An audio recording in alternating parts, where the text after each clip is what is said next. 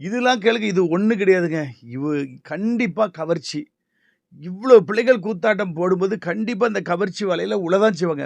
Female attract மேல், மேல் attract female. இது வந்து ஒரு ஜெனடிக். இது கிறிஸ்டியனுக்கு, முஸ்லீமுக்கு, நாத்திகருக்குலாம் கிடையாது.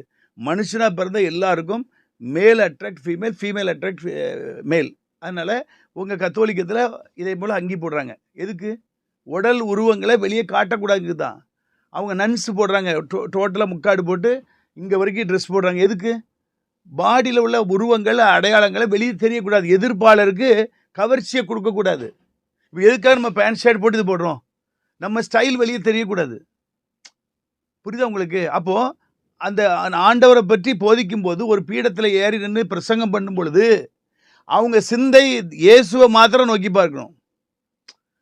இந்த பாஸ்டருடைய அலங்காரம், டான்ஸு, ஆட்டம், பாட்டம், விசிலு இதுகிட்ட போம்போது ஆண்டவர்ட்ட டைவர்ஷன் ஆயிருங்க. கான்சன்ட்ரேஷன் சிதறிடும். ஒண்ணும் இல்ல. நீங்க இந்த ஜார்ஜ் கதீட்ரல்ல போய் நீங்க உட்கார்ந்து பாருங்க.